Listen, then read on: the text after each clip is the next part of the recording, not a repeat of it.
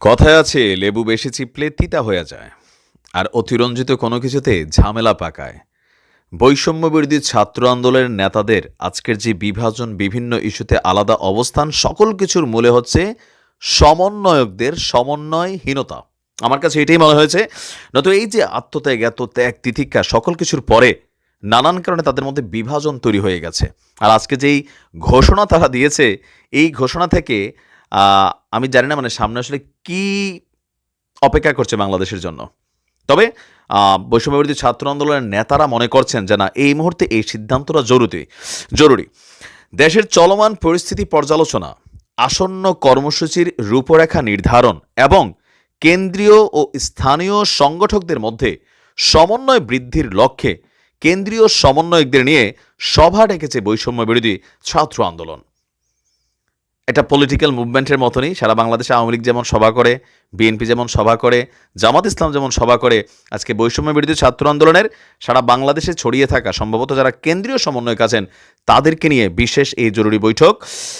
বিকাল 3:30টায় সংগঠনটির কেন্দ্রীয় কার্যালয়ে আপনার এই সভা অনুষ্ঠিত হবে। এটার মেইন কারণ হচ্ছে উত্তরবঙ্গ থেকে যে উত্তরবঙ্গ ব্লকেট কর্মসূচি আসছে, জগন্নাথের পোলাপাইন যেমন বলতেছে সব শালারা বাটপার, আর্মি হবে ঠিকাদার, 7 কলেজের তারা আলাদা হয়ে গেছে, অনেক ধরনের দাবি দাওয়া তৈরি হয়ে গেছে। সকল কিছু মিলিয়ে তারা এখন যে অবস্থানে আছে, এই অবস্থানটা তাদের জন্য, বিশেষ করে যারা মূল সমন্বয়ক আছেন, আমি আবারও বলি, এই বৈষম্য বিরোধী ছাত্র আন্দোলনের ঐক্য, এটা সার্জিস এবং হাসনাত সাবেক মানে তারা একটা রাজনৈতিকভাবে তাদের একটা পরিচয় কিন্তু আছে, বা আরও 2-4-5 জন রাজনৈতিক দলগুলোর ছাড় দেয়। আপনি দেখেন বিএনপি একটা নমনীয় পর্যায়ে আছে আওয়ামী লীগের জন্য, জামাত একটু ডিফারেন্ট অবস্থানে থাকলেও জাতীয় পার্টির জন্য আবার বিএনপি একটা নমনীয় পর্যায়ে আছে। তারা কিন্তু সব ঠিকঠাক আছে কম বেশি, ঠিক আছে। ক্ষমতাকে কেন্দ্র করে কেউই ক্ষমতা ছাড়তে চায় নাই। তো এখন যদি কখনো কোনো রকম মিসকমিউনিকেশনের কারণে এই পোলাপাইনগুলোর মধ্যে বিভাজন ঘটে, ও যে হাসান নাকি জানি মাসুদ বলছিল যে ভাই আমাদেরকে এমনভাবে ধরবে, 40 বছর হোক 45 বছর হোক, এরপরেও কিন্তু আমাদের বিচার করবে এই সরকার। আর সবাই তো দেশ ছেড়ে যাওয়ার সুযোগও পাবে না। আওয়ামী লীগের সবাই দেশ ছেড়ে যেতে পারতেছে, এখনও ছাত্রলীগের নেতাকর্মী কেউ দেখলে পরীক্ষা দিতে যাচ্ছে, সেখানে তার পিটাইয়া রক্তাক্ত করা হচ্ছে, একজন আইনজীবী তারও মারা হচ্ছে, এগুলো কিন্তু ঘটতেছে। তো এগুলো বাংলাদেশে রিপিটেড হবে। অনেকেই ভাবছিল ডক্টর ইউনূসের সরকার আসার পরে হয়তো এগুলো হবে না, কিন্তু এগুলো হচ্ছে, পরিমাণ কম আর বেশি। যাই হোক, গতকালকে সংগঠনটির মুখ্য সংগঠক আব্দুল হান্নান মাসুদ স্বাক্ষরিত এক নোটিশে এই সভা আহ্বান করা হয়েছে। সভায় চলমান পরিস্থিতি পর্যালোচনা, আসন্ন কর্মসূচির রূপরেখা নির্ধারণ, কেন্দ্রীয় এবং স্থানীয় সংগঠকদের মধ্যে সমন্বয় বৃদ্ধি কিভাবে করা যায় এ নিয়ে আলোচনা হবে। টোটাল 158 জন কেন্দ্রীয় সমন্বয়ককে যথাসময়ে উপস্থিত থাকার জন্য বলা হয়েছে। ইভেন চলমান পরিস্থিতির বিষয়ে প্রাসঙ্গিক প্রস্তাব বা মতামত সঙ্গে আনা এবং নির্ধারিত সময়ে উপস্থিত থাকার জন্য বলা হয়েছে যে ন্যায়ের পক্ষে, বৈষম্যের বিরুদ্ধে, শিক্ষার্থীদের স্বার্থ রক্ষায় দৃঢ় প্রতিজ্ঞ আমরা। আপনাদের উপস্থিতি, অংশগ্রহণ এখানে কল্যাণ কামনা বয়ে আনবে। উত্তরবঙ্গ 4টা বিভাগ আলাদা হয়ে গেছে এই মুহূর্তে, সবাই কিন্তু একটাই অবস্থান নিয়ে নিছে। তো এটাতে কার কি হচ্ছে?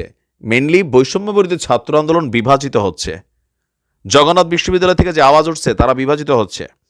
বিএনপির সাথে নানান ইস্যুতে বিভাজিত হয়ে গেছে।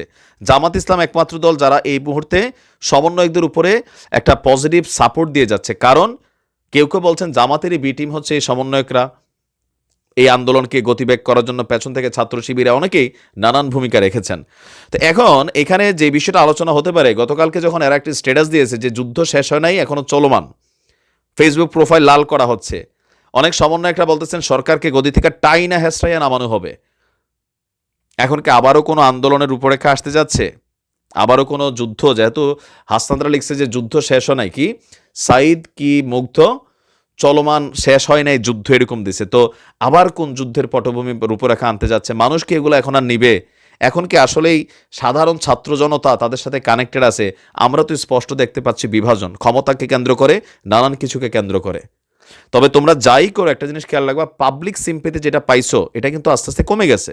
যেমন বন্যার ত্রাণ কালেকশনের জন্য প্রথমবার মানুষ যেমনি দিয়েছে, উত্তরবঙ্গের জন্য তোমাদেরকে ফান্ডই কালেকশন করার সাহস পাও নাই। এখন বিভাজন, ক্ষমতা, পুঁজি, প্রভাব, কর্তৃত্ব, তো এগুলোতে এমন কিছু করা যাবে না যেন মানুষের কাছে আরও আস্তে আস্তে দাম কমে যায়। বাট অনেকটা কমে যাচ্ছে। পাবলিকলি কিন্তু আসলে কমে যাচ্ছে। শুধু একটা ইস্যুতে এখনো সবাই একত্রিত, সেটা হচ্ছে শেখ হাসিনা আসবে শুনলে সব একসাথে হচ্ছে। কারণ কি, শেখ হাসিনা স্বীকার করবে, এটা সবাই জানে। সেই জন্য তিনি যেন দেশে ঢুকতে না পারেন, এটার জন্য সব দলগুলো একমত। কিন্তু বাকি ইস্যুগুলোতে আপনি দেখেন বিভাজন আর বিভাজন। তো যাই করুক, একটু মুরব্বীদের পরামর্শ নিয়ে করা উচিত আমার মনে হয় আর কি, যে নয়তো পরিস্থিতি আউট অফ কন্ট্রোলে চলে যাবে। ভালো থাকুন, আসসালামু আলাইকুম।